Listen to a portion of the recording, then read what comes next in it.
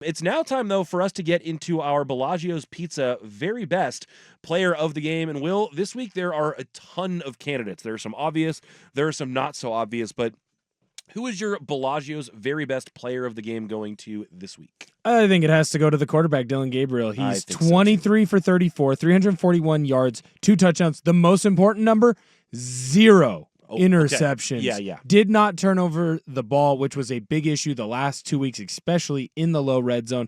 Then, yes, exactly what you're talking about, running the football as well. He had 4 carries for 32 yards and a touchdown. Obviously, the big one being the 27-yard keeper on the zone read, getting into the end zone.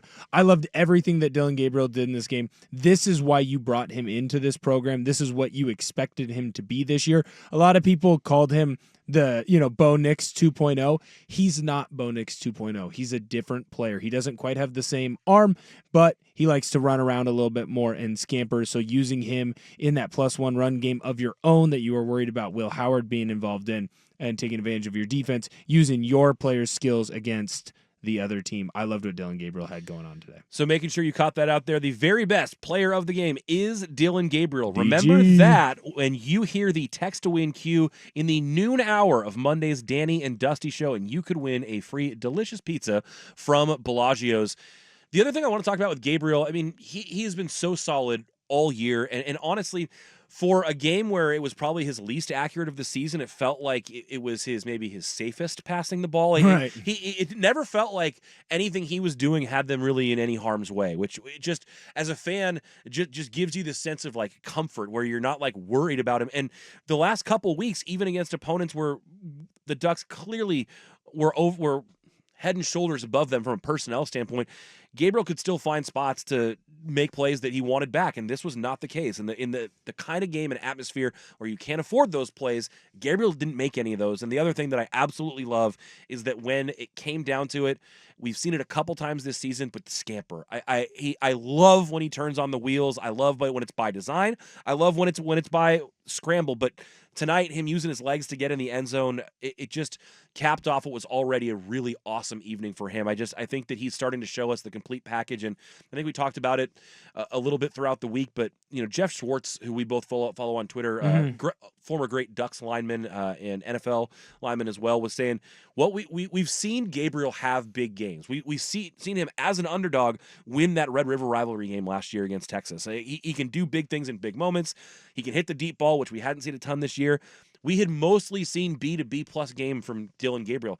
Very accurate, very efficient, but not an A quarterback, and I think we got an A performance from him today. I felt like you finally saw him take risks where he threw the ball into 50-50 scenarios. Like he knew, hey, this is a big game, and so for us to win this big game, I have to take a few more risks. Now, that could lead to more interceptions, more issues, but when you're playing a team like Michigan State, no offense to Michigan State, when you're playing a team like UCLA, no offense to UCLA, you're better than them talent-wise, and your talent is going to win you that game if you just don't make mistakes.